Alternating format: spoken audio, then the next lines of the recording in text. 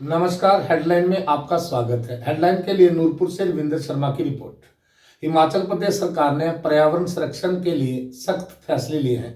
इसको लेकर दिशा निर्देश भी जारी किए गए हैं, जिसके मुताबिक प्रदेश सरकार ने खैरबत 3 प्रजातियों जिनमें सफेदा, बांस, पॉपुलर को छोड़कर अन्य पेड़ों के कटान पर पूर्ण प्रतिबंध लगा दिया है। वन विभाग के डीएफओ अमित शर्मा ने बताया कि इंदौरा वन परिक्षेत्र पंजाब राज्य सीमा से सटा क्षेत्र होने के चलते विभाग ने विशेष कार्यक्रम चलाया है। उन्होंने बताया कि चिट्टा, हेरोइन, नशे के आदि युवा भी अपनी नशा आपूर्ति के लिए वन संपदा को नुकसान पहुंचाने में शामिल पाए गए हैं। उन्होंने बताया कि गत कुछ दिन पहले विभाग की टीम ने ऐसे ही एक मामले में संलिप्त कुछ युवाओं को पकड़ा था तथा संरक्षक और प्रतिपाल्य अधिनियम के तहत कार्रवाई अमल में लाई गई थी।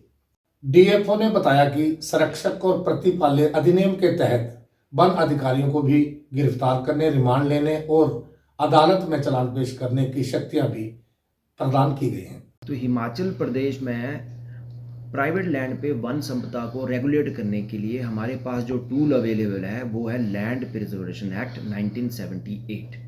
उसके तहत नियम बनते हैं और उसमें 10 ईयर फेलिंग प्रोग्राम बनता है और कुछ ब्रॉडलीफ की स्पीशीज़ अपने जीवन यापन के लिए सरकार खोलती रहती है समय समय पे इंक्वायरी करके।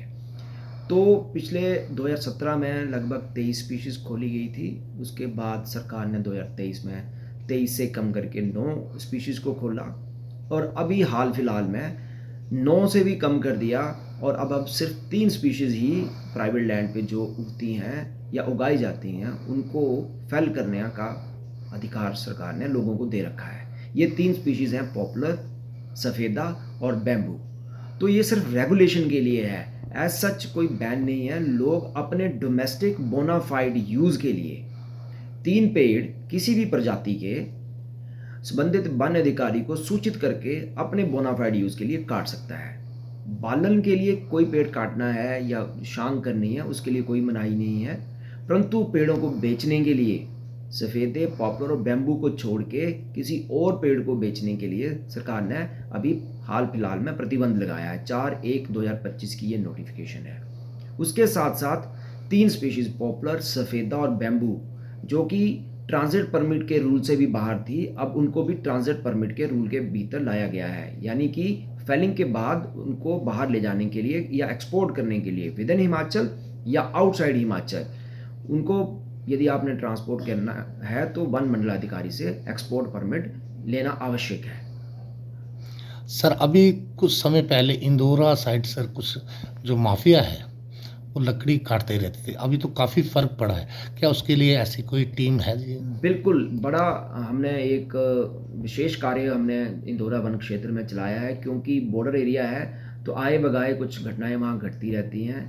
वहाँ पे कुछ नशे का भी दौर है, तो जो चिट्टे वाले बच्चे हैं वो इसमें संलिप्त हैं और वो खैरों की चोरी करके कुछ पैसे एकत्रित करते हैं और फिर नशा सामग्री खरीदते हैं। ऐसे हमारे पास एविडेंसेस हैं। तो हाल ही फिलहाल में हमने एक केस पकड़ा है जिसमें हमने 3 लड़कों को पकड़ा है और उसमें हमने खुद रिमांड लिया था धारा 64 में, 72C में और 41, 42 और बायोडाइवर्सिटी की एक्ट की धारा में हमने उनका ऑनरेबल JMIC के न्यायालय से हमने रिमांड लिया और उनको हमने पहले अपनी कस्टडी में रखा, उसके बाद जुडिशियल रिमांड में भेजा।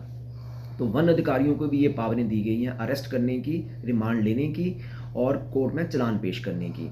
तो ये पहली बार हमने यहाँ पे किया है इंदौरा में, तो उससे काफ़ी फ़र्क पड़ा है और हम और भी आगे ऐसी कार्रवाई करने वाले हैं। हिमाचल हेडलाइन को लाइक, शेयर, सब्सक्राइब और फॉलो करना ना भूलें। धन्यवाद।